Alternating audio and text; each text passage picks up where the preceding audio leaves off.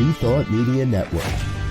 We are a global broadcast network of positive music, media, and entertainment, inspiring humanity's evolution along the journey of enlightenment and creating a world of love, peace, empowerment, and prosperity for all. New Thought Media Network. Positively inspiring.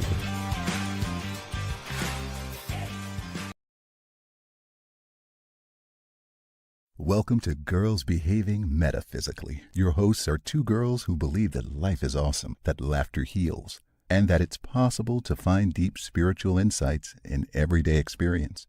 Here come the girls. It's more than practical. Here come the girls. Way more than merely factual. If you want to know the secrets of a life, it's free. Listen to Girls Behaving Metaphysically. Listen to Girls Behaving Metaphysically.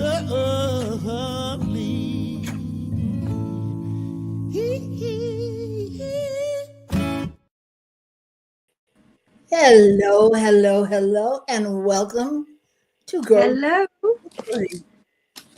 How are you, Dr. Natasha?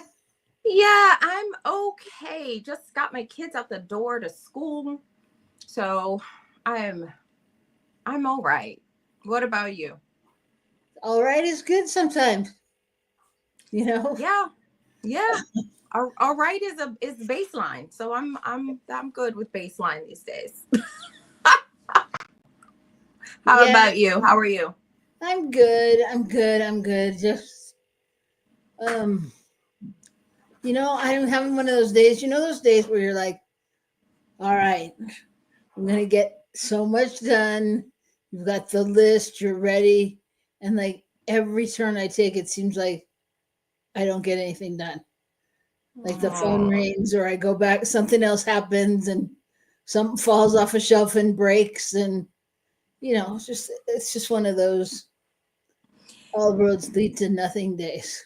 I hear you. Yesterday was productive, but for some reason when it was time to like end the day, I decided to have a glass of wine, and like I was reaching just to turn my lamp over, and I knocked the glass over, and the glass broke and the wine spilled. And I was like, maybe this is a message.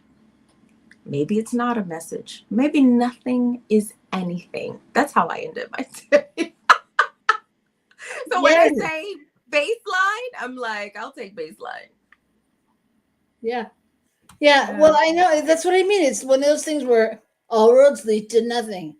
It's like, maybe this means something really important. Maybe nothing's important, Yeah. Oh, yeah. So an okay for baseline is good. And I hope you got some things accomplished that you wanted to get accomplished today. Well, yes. The day's still, it's not over yet. There's still possibility. We'll see. Yeah. So, all right. Anyway. So here we are. What March? May. See, it's all happening. No, I hear you. I hear you. That's crazy. In my world, and May 9th in yours. That's crazy. May 8th or 9th, May 10th, May 2025. It's all, to me, still just feels like, when did it not be 2020? So. Well, it seems no matter what month we are in, it is give our producer a raise day. So I think that's a good lesson to, he apparently can stick to the one theme. He's not sidetracked. Oh God. Yeah, I know. But it's just, a quarter of the year is gone. It is. It is. And it is like tax season here in Australia. So I am very aware that half the year is gone because our tax system is on the fiscal year. So, yeah. So sorry, the producer wants a raise. Hey, producer. I looked at my tax. I just, I got to pay the taxation office first. Then we'll look at getting you a raise. Yeah. Well, I mean, I think raises should be in store for all of us. What is a raise? Yeah. Maybe we should talk about that. What is a raise? Okay. Let's talk about it. What is it? In the world, I mean, if we believe truly that we're making next to nothing, then chances are we're going to continue making next to nothing. So maybe we all just need to raise and lift ourselves.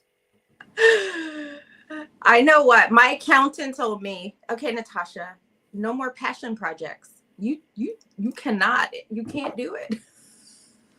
You cannot afford any more passion projects. So because you're spending too much money doing passion projects? Because, well, passion projects aren't making me enough money. That's what he means. Well, and I think that again that's anyway, it's a slippery stuff. This conversation, because I have this conversation all the time with myself, but I mean, no, about monetizing things, and like I have it with my husband all the time about, okay, you can either put some more time into this so that we can really make money at it, or we can just do it the way we do it, and that's really good, and everybody wants it, and we keep giving them the discount, and you know what I mean? It's like we can't. I don't know. We get stuck in a loop sometimes, and I don't know. I don't know if this is an optimistic day for my metaphysical skills to emerge. I hear you, sister. I hear you. But it's almost Mother's Day, and I will go get myself a new bed today. That is my goal. My Mother's Day gift to myself. I'm getting an adjustable bed. Nice. Yes. That's great. Which my daughters say, Mom, that's like a hospital bed.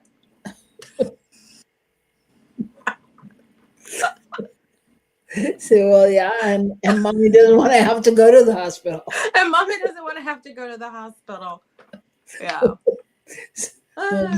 Mom needs a bed that will adjust to her glass of wine. So I'm not anyway. knocking it over. Yeah. At the end of the day. What is tax season in Australia? What else is going on in Australia? What else is going on around the world? We just had our elections, and we basically voted in probably the most progressive parliament.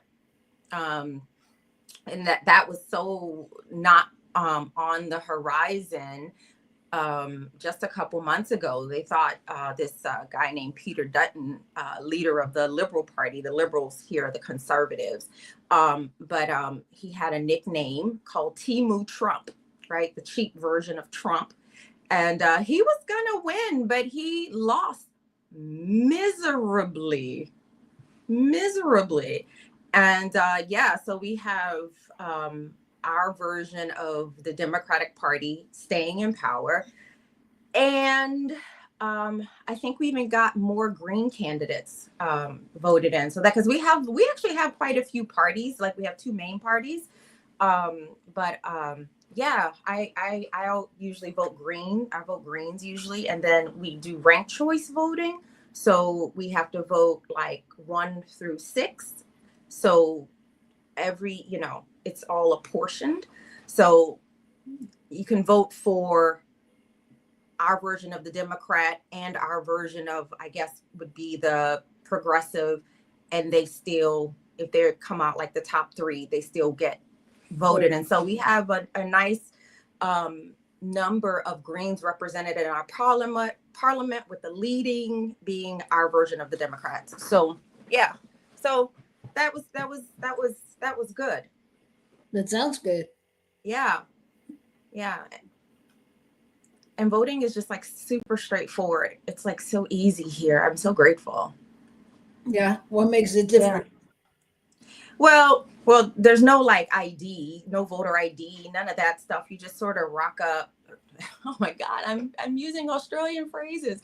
You turn up and you give them your name. And as long as you're like a citizen, you just vote. It doesn't even, or you can vote through the mail. You know, you get bombarded with ballots through the mail. You can mail it in. You can vote early. I voted early. So yeah, it's just like very simple. It's just very simple and straightforward.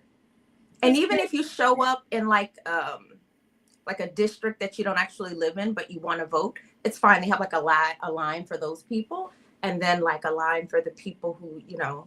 So anyways, and everybody's name. If you are a citizen, you're just on the voting roll. Nice. I know, it's so straightforward. Yeah, that sounds nice. Yeah, it is. I have to be honest, it is. Here, all things are the same. That's the best way to tell you about it here. You know, I don't know. I haven't been listening to a lot of news, but I can't even find any that I like. So I know. Oh my goodness. I still get Democracy Now! in my feed on YouTube, because that's kind of the only sort of social media thing that I'm connected to, and I still get Democracy Now! And it's just like, this is not getting better. No. Or maybe it's all a bunch of prayer requests. Yeah, it's the same thing, different day kind of thing. You know, even if something shifted, you go, are you kidding me? You know, how is this really happening? So then I started trying to read or listen to, you know, something that wasn't about politics in theory. You know, guy went out on a date, single father from on Instagram, took her to dinner, and it was murdered and killed because they wanted it was you know. Wait, what? The guy is like, no, I got the first part, but why? What was like? Because she's a murderer, and her and her boyfriend had planned to kill them, so they went to dinner, and then afterwards they shot him or whatever. I'm like, what is happening? What is happening? What is happening? I don't know. I don't know. Maybe, I don't know. I just wish we could maybe have like a World Botox Day where like everybody just gets like their major muscles just get injected with Botox, and then they just got to sit still. Just sit still, because you know it paralyzes them. Just sit still. So we're gonna like put them on a timeout kind of thing. Yeah, but a forced one with Botox, like gonna Botox your major muscle systems, and you're just gonna sit still. It's pretty wild. I mean, I know we've had variations of this conversation at different times, but it's like, it's I'm a pretty positive person, and it is interesting to think about. Really, I'd love to just see a snapshot of the world in 20, 50, 30 years. I mean, I don't even know. I don't even know who could be running the country. You know? I mean, but you're assuming you're assuming there's a country. You're making a lot of big assumptions. Yeah, I am. Yeah, I don't know. I saw Deepak Chopra. I think I said this last week. I saw Deepak Chopra on some show he was on, and it was actually a political show. Now I know what it was on. It was on the Midas Touch podcast, and he was just. I remember he just kept saying kind of on and off. He was talking about the use of AI, like the positive use of AI, like not the positive, but like the evolutionary use of AI for spiritual evolution. I mean, it was a really fascinating conversation, but kind of weave throughout the discourse, he would say things like, the earth may decide, humans. Okay, that was an interesting experiment. I think we just seem to have this very egocentric notion about our existence, right? Like it's a fun assumption, but it ain't guaranteed. So, and that's okay, because life does continue. And I think that's the thing that matters to me. Life continues. It don't need to continue in the human form, because Lord knows, I don't know. I don't know. Did somebody say as metaphysicians we have to stay positive? Is that how it works? And hey, what if it is positive that evolution just keeps going and life keeps going whether humans are here or not? That feels quite hopeful. Well, I think that those are good questions, and I think the one thing that I truly believe in my heart is that no matter what happens, there will still be cards to pull and signs to believe in all along the way, no matter who's there. So I think it's time for us to pull a card. Yeah, are you pulling this week? I can do that. Yeah, good. Because I only have tarot cards, and tarot just has too many possibilities. Hello, welcome to the Metaphysical Show, where we offer too many possibilities. Not even possible. Too many possibilities. All right, some I'm not interested in. Oh, well, then by all means.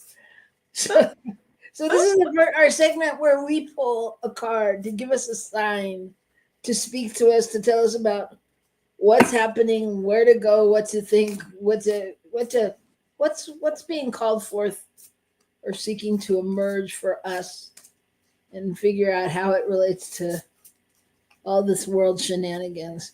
Mm-hmm. So I am going to pull a Sacred Traveler card. When Natasha says stop, I will. And we'll see what happens. Right. Let me know when you get started. Have you started shuffling? I shuffled. Okay. I'm still shuffling. Stop? Mm-hmm.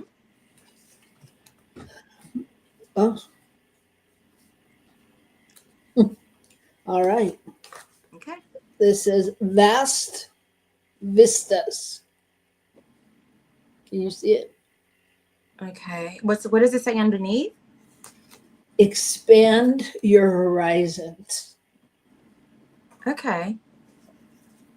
All right. That's nice.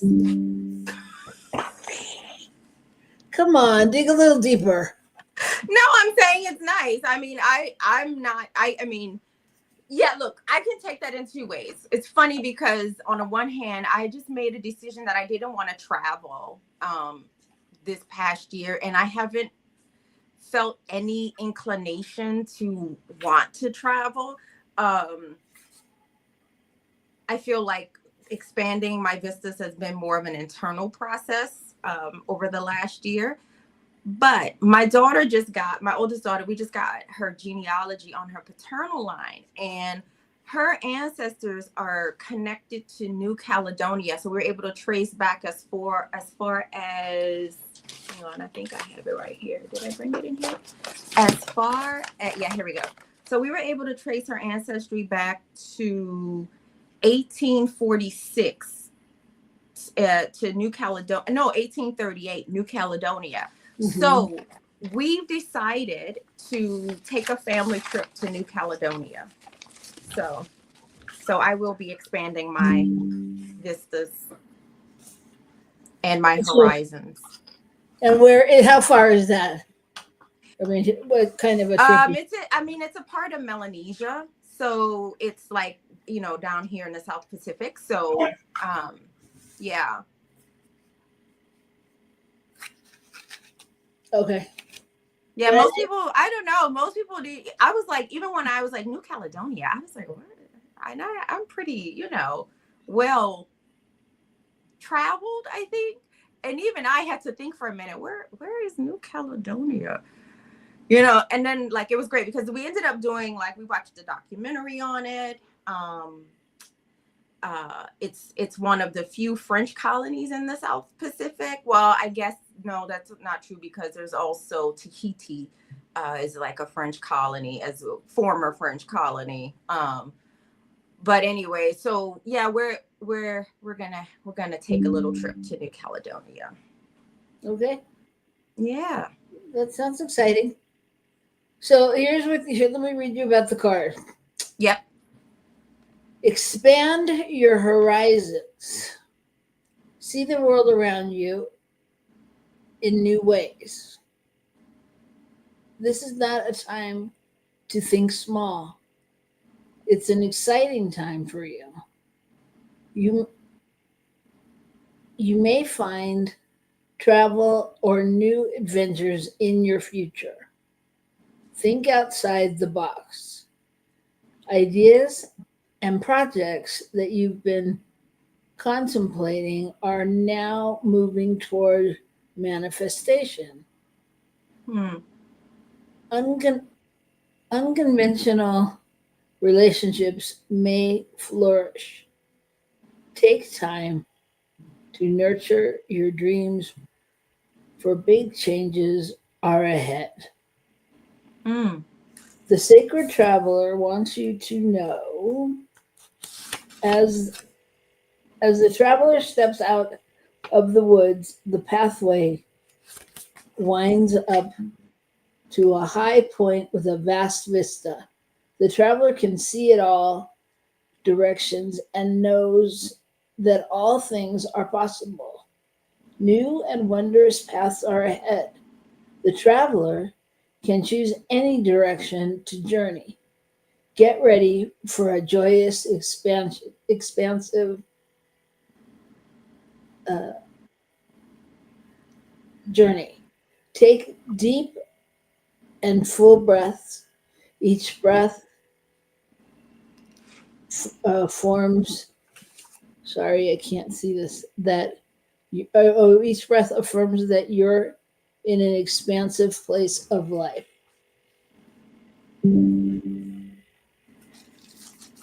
Okay. The end. So I'm going to New Caledonia. What does it bring up for you? Well, I mean, there's actually a lot of travel in my year planned. And what's interesting about a lot of it is that it's planned, because generally I come right down to the wire on it and I'm like, oh my God, what's happening and how am I going to make this happen and all of that. And so it's interesting to have it like in and on a schedule. It's very exciting. But I don't really feel like it's so much about travel. I mean, I get it. I get that theory. I really think whatever the part was where it said, what did it say? How did it say? Be willing to see the bigger picture, more or less. Mm-hmm.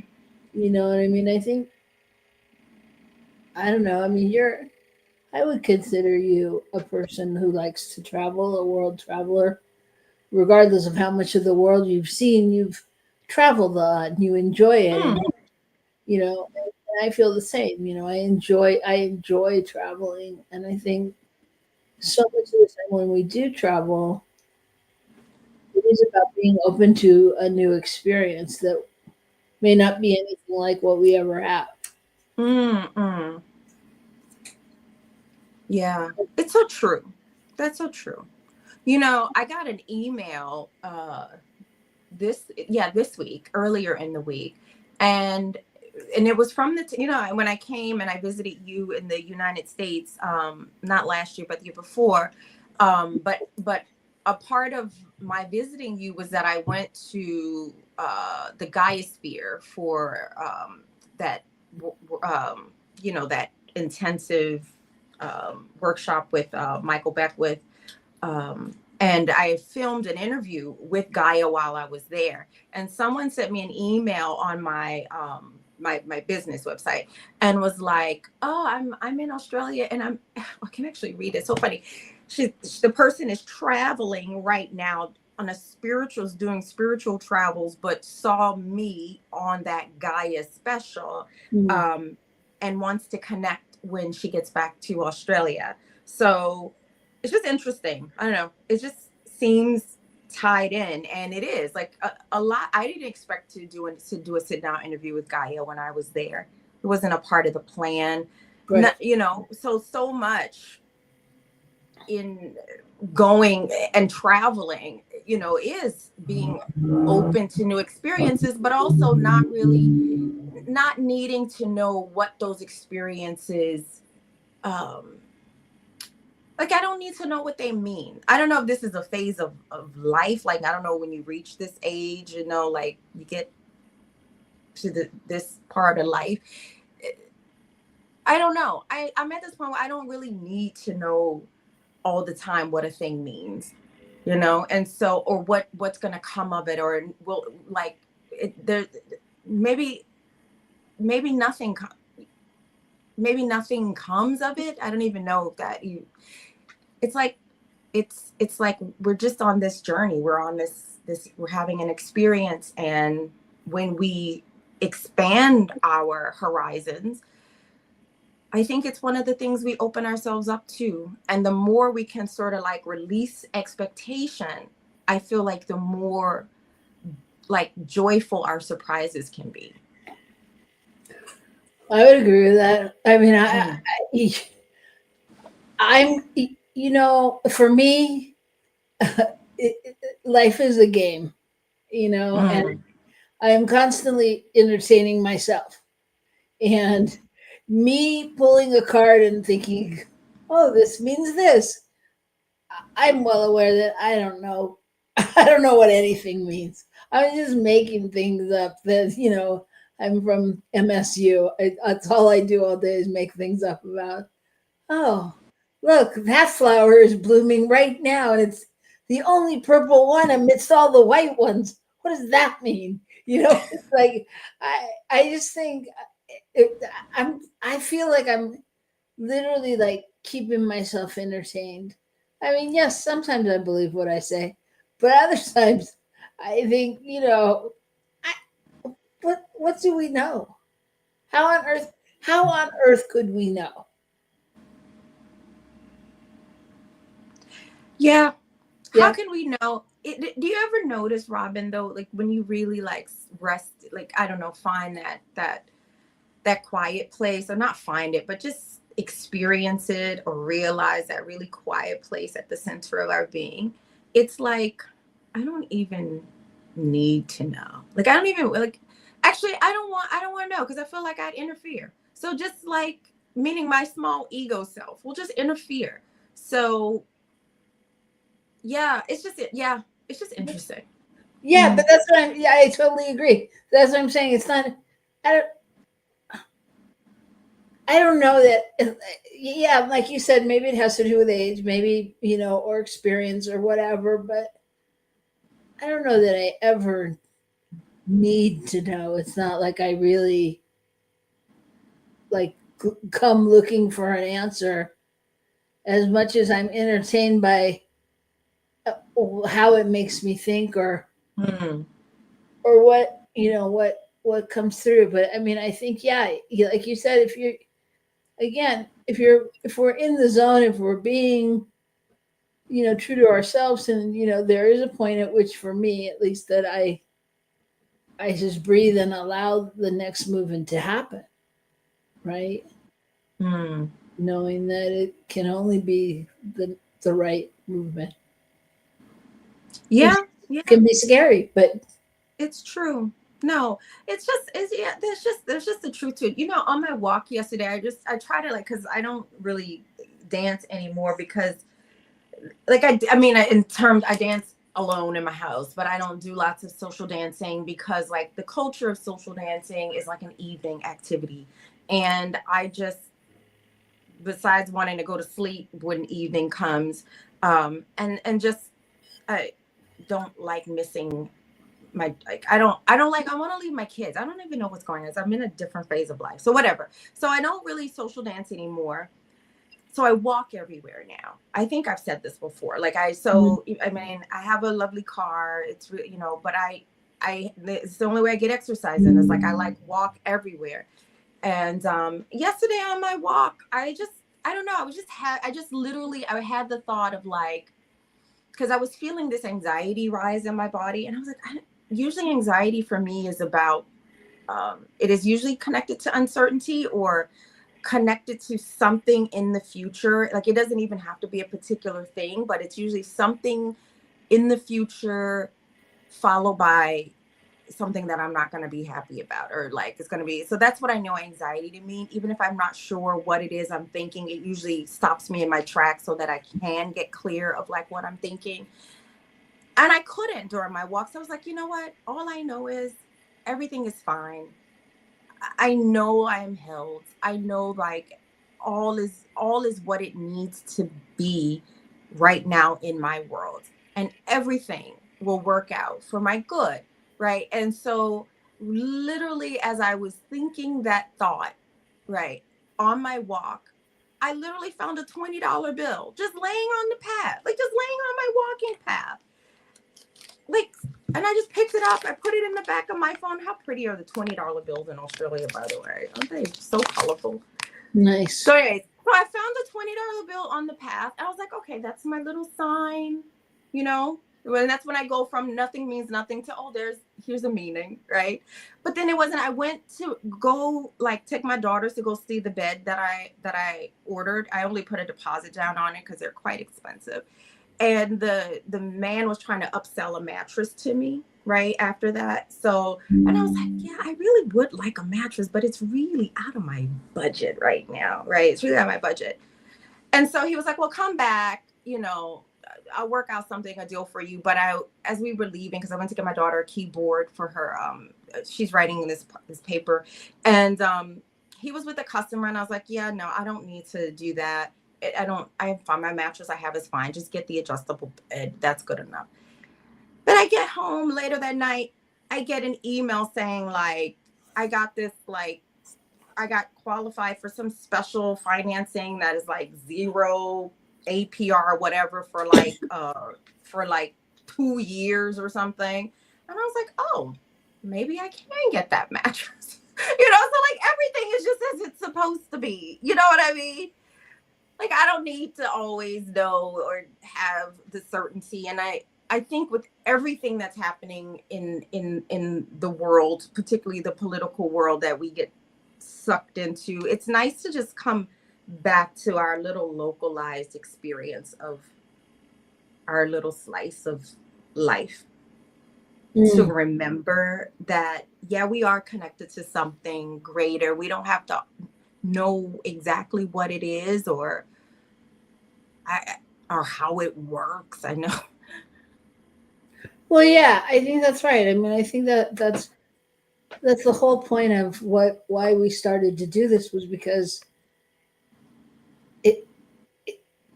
yeah, maybe not everybody does it the way we do it, or has taken classes, or has learned from the same person, but it's there's no right or wrong way to do it. And so, you know, as long as we're being true to who we are, all the rest of the stuff we're adding in and making up, trying to live our best life, you know, there's no like one way to do it.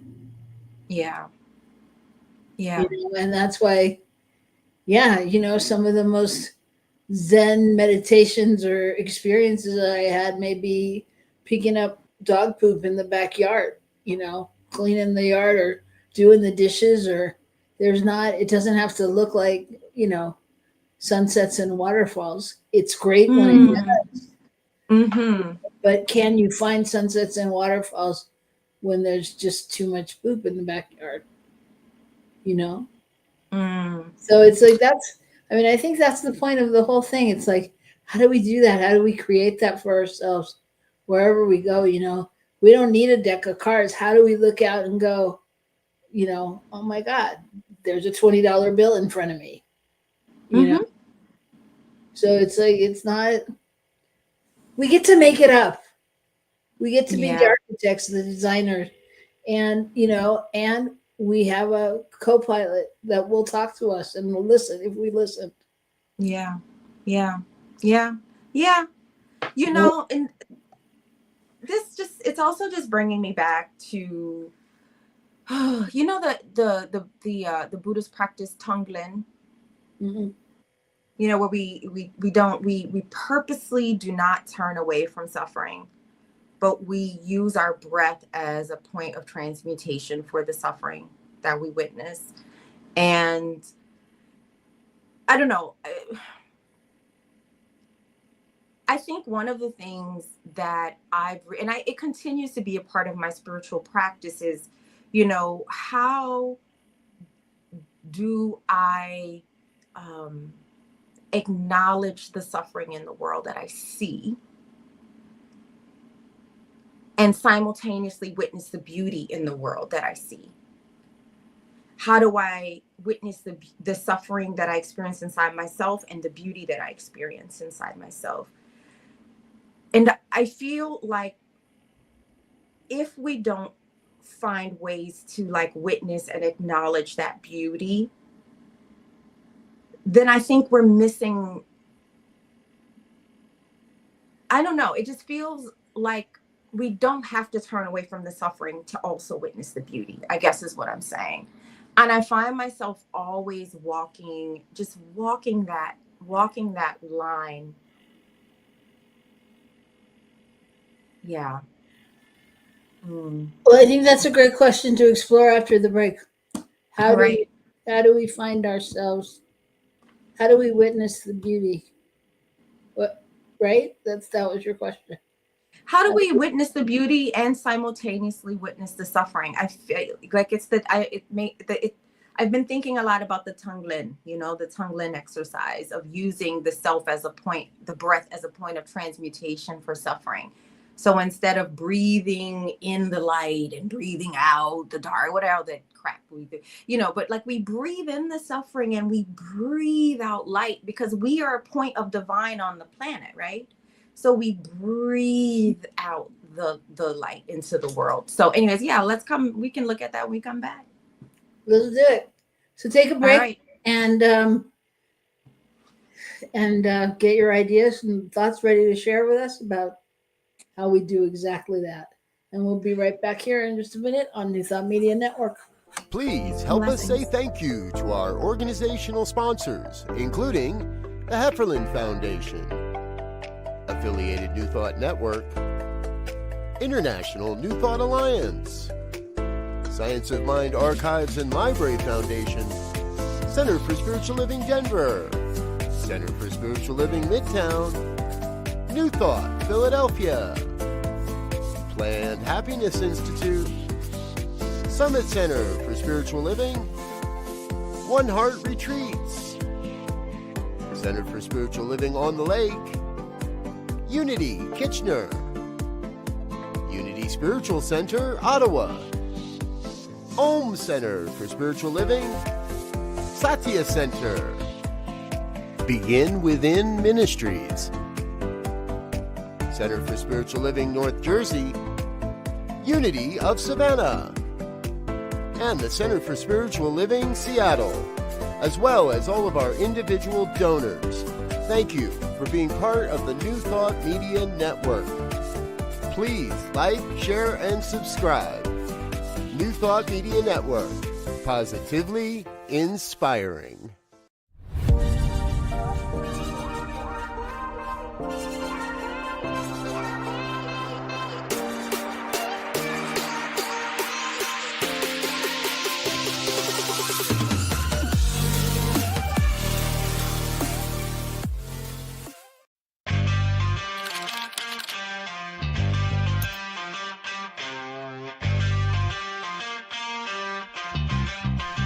New Thought Media Network.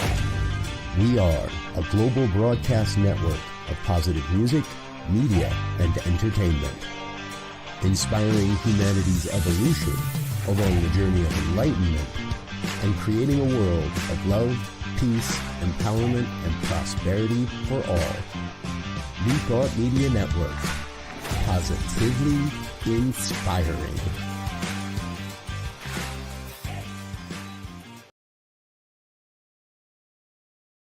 Welcome to Girls Behaving Metaphysically. Your hosts are two girls who believe that life is awesome, that laughter heals, and that it's possible to find deep spiritual insights in everyday experience. Here come the girls. It's more than practical. Here come the girls. Way more than merely factual. If you wanna know the secrets of a life that's free, listen to Girls Behaving Metaphysically. Listen to Girls Behaving Metaphysically.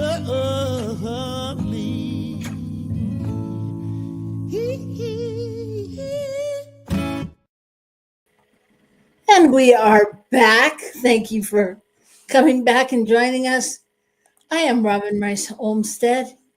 And I'm Dr. Natasha Wilson. That's who she is, my friend, colleague, Dr. Natasha Wilson. Yay. So Are we starting with a question? We are starting with a question. We are going deep. So get ready, everybody, take a breath. Get your glass of wine or your latte or your, I don't know, get something to drink. I'm sorry. It's real. Yes. Get something to drink. Get something. All right. So we left with a question of how do we simultaneously basically feel the pain, witness the pain, and experience and feel the beauty, right? Yeah. Simultaneously. It's such a good question. I feel like it's that. I'm sorry, Robyn, go ahead. No, I was just going to say, I'm not sure how many creatures can really do all that, but but go ahead. Yeah. And yet I think it's a requirement right now. It's like we have to be able to walk and chew gum. I remember, in my doctoral thesis that I wrote, which was like looking at, which it took me forever to want to finish it and publish it because of the conclusion that I landed in about race.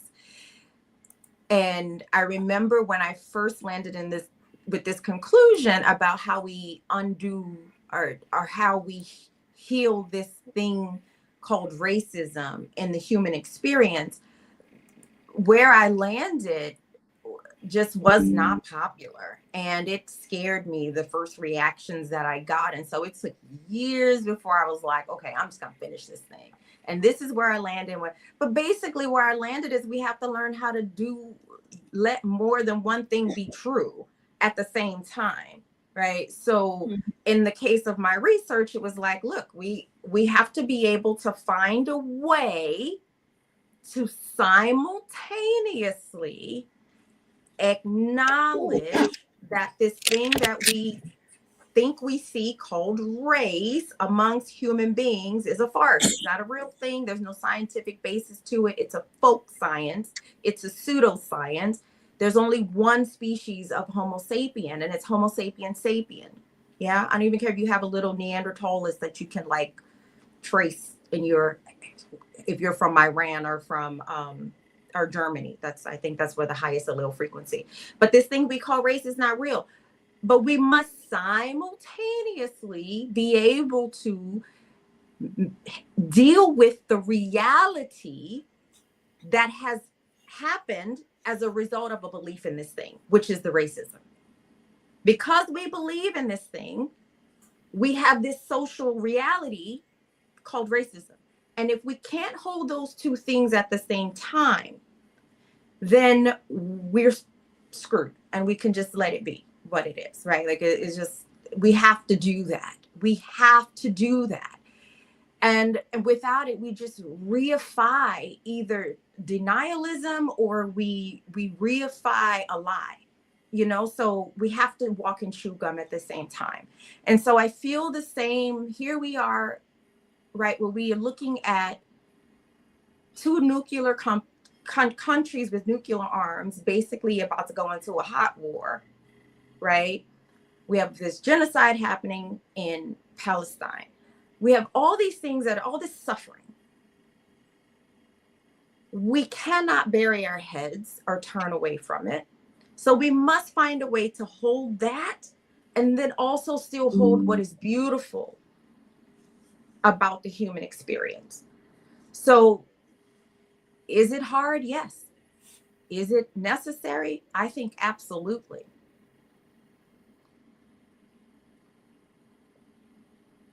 Yeah, I absolutely agree. I mean, let me just say that as you start to discuss this, I listen to the levels of the amount of work you put into this thought and this theory and all of your degrees and things, and I immediately feel unqualified. Like I don't know. But Qualify for what? even just to have this discussion, I mean, but what comes up for me is that yes to what you're saying, and I mean it.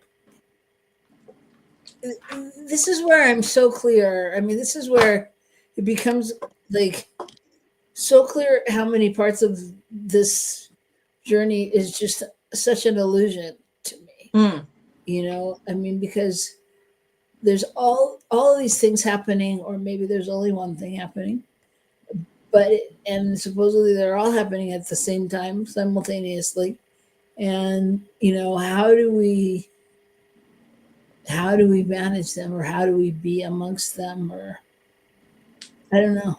I mean, so yeah, it's I don't know.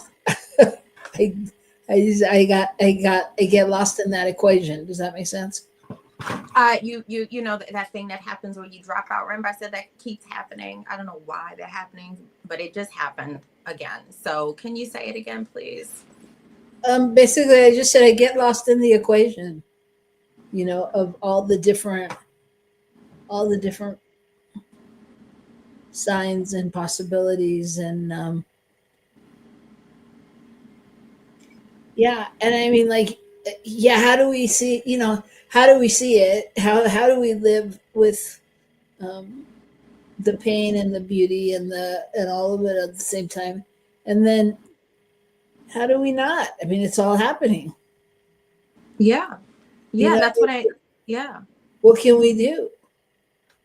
Well, that's just it. I think we don't have to reinvent the wheel on a lot of this stuff. I think that's where that Buddhist practice of Tonglen comes in, right? Where we really steal the self, we settle the nervous system, we breathe in the suffering, and really it's where the breath meets the chest or the heart space that we then transmute it, and we breathe out. We breathe out love. We breathe out joy. We breathe out compassion. We breathe out healing. We breathe out something that resembles hope. It's just a spiritual practice. And I think we don't have to reinvent the wheel. I think we just have to sometimes practice. And without the practice, it's always going to be sort of like, well, how do we do it? Well, I don't know. We do it by just doing it.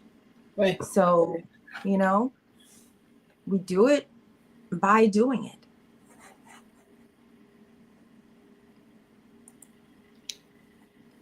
Yeah. And how, I mean, so I think about, because what comes up for me is people like people in prison, Nelson Mandela, people who are put away, or in a situation where they're stuck in what seemingly seems like not the most positive of places. They're stuck in a circumstance, and they change that circumstance to, I don't know, outlive it, outcome it, you know what I mean? They are, so it's like I mean, you have to be able to go deep to find the, I guess it's the equal calibration of beauty and whatever in it, if it doesn't appear to be that. Does that make sense? It does make sense. And what it reminds me of is just a conversation, like just either discourses or dialogues or just writing that I've read, whether it's like Howard Thurman or whether it, was Nelson Mandela or Thich Nhat Hanh, may he rest in power. Like, whether like some of the things that they've given to the world through their words and writing, they do have this central thing in common where, or Dr. King, where it's like they're in the belly of the beast, right? Whether it was like the Vietnam War for Thich Nhat Hanh, or apartheid South Africa, or apartheid United States. There was this suffering that made them remember the truth of who they are, right? Their willingness to not relinquish their humanity. You also heard stories like this coming out of the Holocaust, right? People who would not relinquish their own humanity.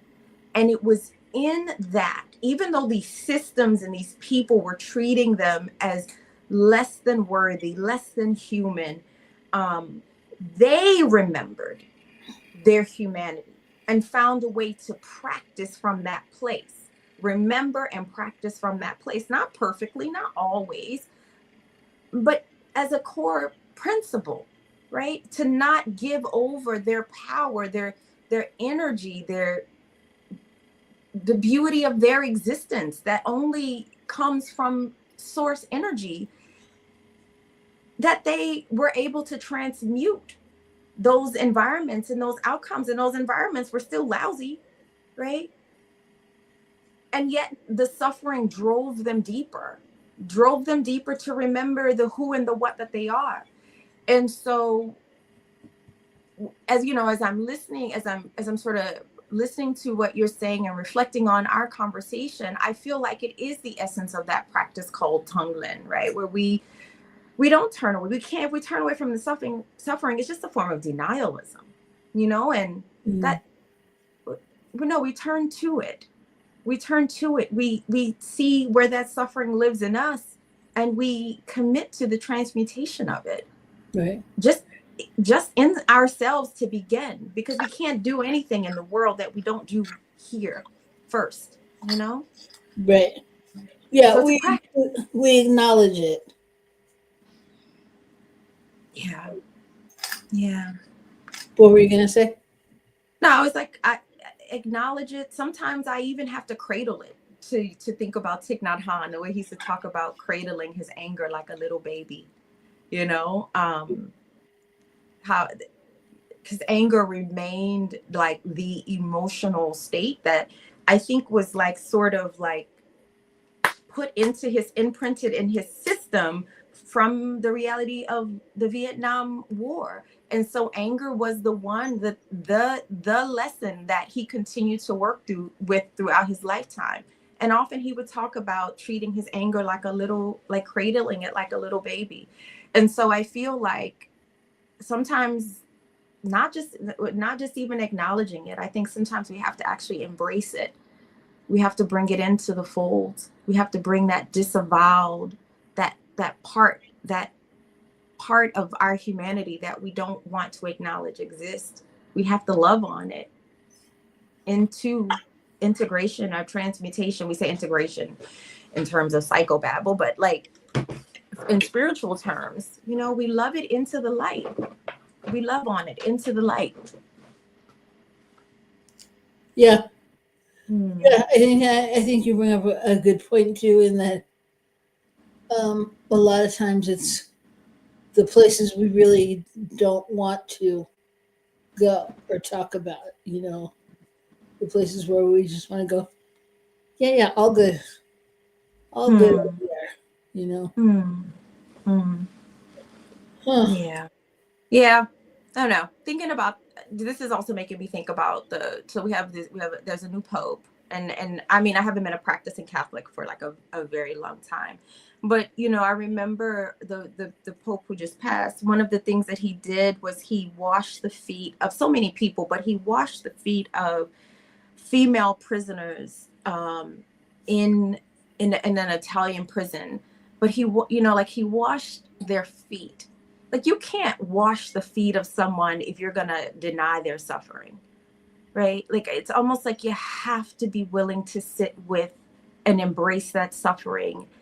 And again, I still love the practice of Tonglen because we breathe in that suffering and we use our own divine source self as a point of transmutation to breathe out light and hope. And I just think it's the practice for our time. Yeah, like Dr. King never was like, oh yeah, segregation doesn't exist. Let's just pretend. That's all. Nelson Mandela never did that. You know, it was always like, no, we're going to be with this suffering. And we're going to hold on to a higher vision at the same time. And I think it's what we're being called to do. I don't think there's another way. I mean, maybe, you know, if maybe we can use drugs or I don't know, like those things people put on their eyes to be another reality. I think I think you're right on. I mean, I don't think there's another way. You said it perfectly. Hold on to a higher vision. Yeah. And that's all of us, because it doesn't matter where we are.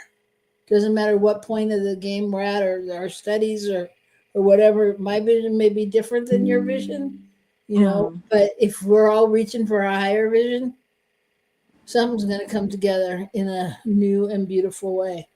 Yeah. Yeah. I mean, someone like introduced me to the best face cream that I am like loving, right? Just to turn it like, you know, like I think we gotta like all of it. Like I think all of it. Like somebody invented this face cream and it is the bomb. Like I'm here for it. Somebody had to hold the vision for that. Absolutely. And perhaps it was your face that did it. All right. Well, whether it's face cream or, you know, social justice in the world, it's all valuable. It's all worthy. So it's hold a higher vision this week, everybody. It's all us. It's all us. We are everyone. Everyone is us. Yeah. All right. Have a beautiful Mother's Day. You too. Okay. And we'll see you too. Next week. Sounds like a plan. Next week. And all the dads out there, have a beautiful Mother's Day. You couldn't do it without us. All right. Well, you wouldn't be here without it. So remember your mama. Yeah. All right. Peace and blessings, everybody. Okay.